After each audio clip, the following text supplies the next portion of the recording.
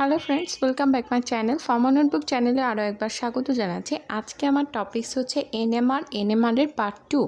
Viewers, এনএমআরের উপর একটা video already আমার চ্যানেলে আছে, যেখানে আমি প্রিন্সিপালটা ডিটেলস এক্সপ্লেনেশন দিয়েছিলাম, প্রিন্সিপালটা নিয়ে কথা বলেছিলাম। তো আজকে হচ্ছে এটার সেকেন্ড পার্ট, অর্থাৎ স্পেশালভাবে এটার ইনস্ট্রুমেন্ট নিয়ে কিছু কথা বলবো। পাশাপাশি থাকবে অ্যাডভান্টেজ, ডিসঅ্যাডভান্টেজ এবং সবশেষে থাকবে শিল্ডিং ইফেক্ট এবং ডিশিল্ডিং ইফেক্ট। ওকে, তো রিকোয়েস্ট করব ভিডিওটি না টেনে পুরোটাই আমার সাথে থাকার জন্য। আর যদি ভিডিওটি ভালো লাগে একটা লাইক করবেন, শেয়ার করবেন, এবং যারা এখনও আমার চ্যানেলটি সাবস্ক্রাইব করেননি প্লিজ সাবস্ক্রাইব মাই চ্যানেল। আর যারা সাবস্ক্রাইব করেছেন তাদেরকে জানাচ্ছি অসংখ্য ধন্যবাদ। তো শুরু করি আজকের টিউটোরিয়ালটি। সো ভিউয়ার্স, আমি বলেছিলাম যে ইনস্ট্রুমেন্ট নিয়ে আলোচনা করব। প্রথমে একটু চটপট দেখে নেওয়া যাক কী কী ইনস্ট্রুমেন্ট ইউজ করা হয় এনএমআরের মধ্যে, অর্থাৎ এনএমআরের পার্টগুলোর নাম কি, এক একটা স্পেশাল পার্টগুলোর নাম কি।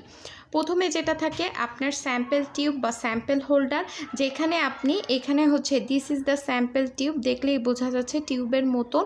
এখানে কি করা হয়, আপনি যে স্যাম্পলটা অ্যানালাইসিস করেছেন সেই স্যাম্পলটা এখানে ইনপুট করা হয় এবং এখানে স্যাম্পলটা অবস্থান করে। দেন চলে যাচ্ছি স্যাম্পল প্রোব। স্যাম্পল প্রোবটা কি? It's the device that hold sample tube in position and is provided with an air drive for rotating the sample tube almost 100 revolution per time. অর্থাৎ এটা হচ্ছে এক ধরনের প্রোব থাকে যার কাজ হচ্ছে স্যাম্পল হোল্ডারটাকে একদম পারফেক্টভাবে দাঁড় করে রাখানো বা পারফেক্টভাবে রাখা, যাতে স্যাম্পল টিউবটা পারফেক্টলি অবস্থান করতে পারে এবং স্যাম্পল টিউবটাকে রোটেটিং করা যেন আপনার অলমোস্ট রোটেট করতে পারে 100 রিভলিউশন পার টাইম। এই প্রোবটার কাজ হচ্ছে স্যাম্পল হোল্ডারটাকে সঠিক অবস্থানে রাখা এবং এটাকে রোটেট করা। ওকে, রোটেট করে স্যাম্পলটাকে মূল ম্যাগনেটিক ফিল্ডে দেওয়া। সো এবার চলে যাচ্ছে আরেকটা পার্ট, সেটা হচ্ছে পার্মানেন্ট ম্যাগনেট। পার্মানেন্ট ম্যাগনেট তো আমরা জানি, যেহেতু ম্যাগনেট এখানে অনেক বড় একটা পার্ট ফলো করে, বিকজ অফ ম্যাগনেটিক ফিল্ডের মাধ্যমেই আপনি প্রোডাক্টটাকে অ্যানালাইসিস করছেন। সো এখানে একটা পার্মানেন্ট ম্যাগনেট থাকে, তার সাথে থাকে ম্যাগনেটিক কয়েল, সুইপ জেনারেটরের কাজ হলো to produce equal magnetic field.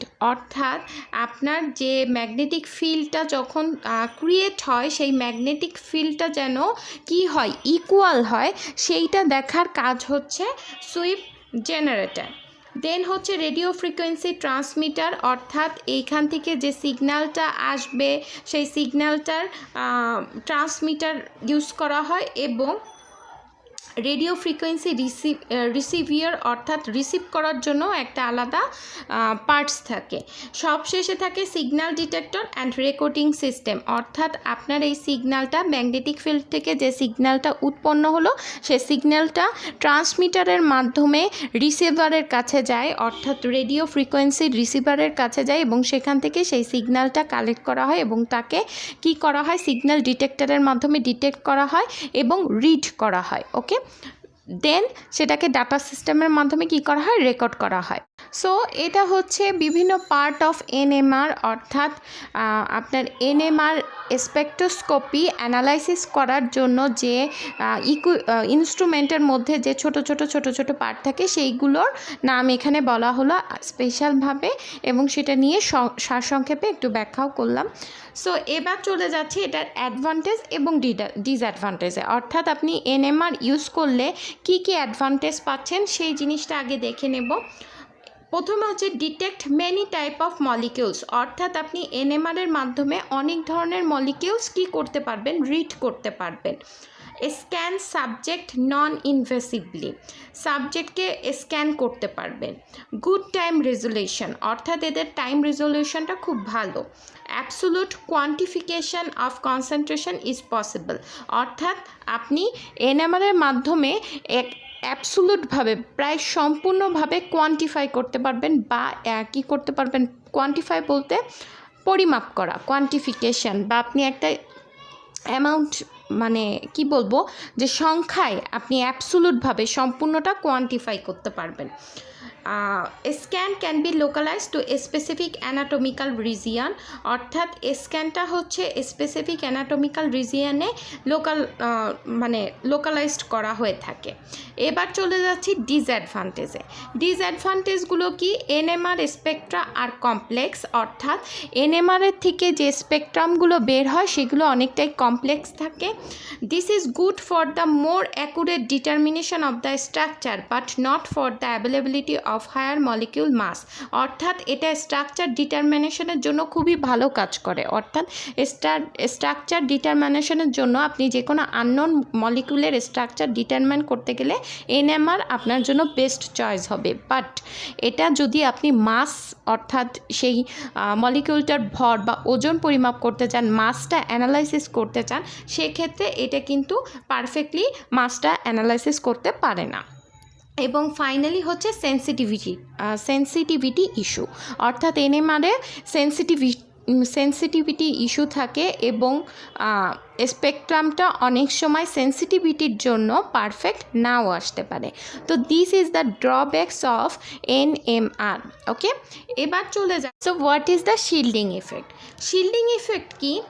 Normally কি হয় যে পরমাণুর গঠনটা যদি আমরা এক্সপ্লেন করি, সেক্ষেত্রে দেখা যায় যে পরমাণুর নিউক্লিয়াসটা কেন্দ্রে থাকে এবং তার চারপাশে প্রোটন ইলেকট্রন কি করে?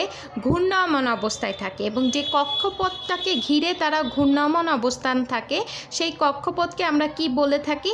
শেল বলে থাকি, এবং এই শেলে ইলেকট্রন প্রোটন পর্যায়ক্রমে অবস্থান করে। তো নর্মালি কি হয়? নিউক্লিয়াসটা ইলেকট্রনকে নিজের দিকে আকর্ষণ করে। ওকে, এদের দুজনের মধ্যে একটা অ্যাট্রাকটিভ ফোর্স কাজ করে। তো যদি ধরে নিই যে এই শেল বা এই কক্ষপথেও ইলেকট্রন আছে, আবার আউটারমোস্ট শেলেও অনেকগুলো ইলেকট্রন আছে। তো ইলেকট্রনের নেচার হচ্ছে নিউক্লিয়াসের দিকে আকর্ষণ করা, অর্থাৎ নিউক্লিয়াসের কাছে যাবার চেষ্টা করে।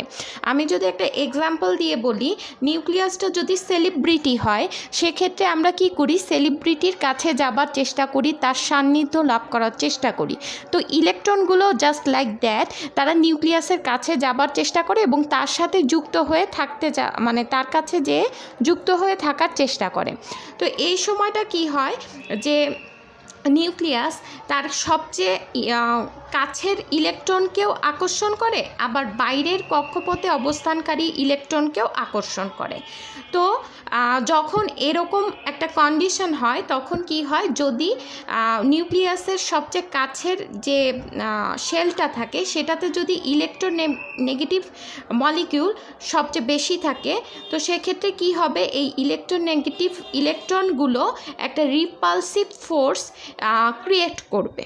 ওকে, দ্যাট মিন তারা একটা রিপালসিভ ফোর্স ক্রিয়েট করবে যেন এই আউটার মোস্ট শেলের ইলেকট্রনগুলো কি করতে না পারে?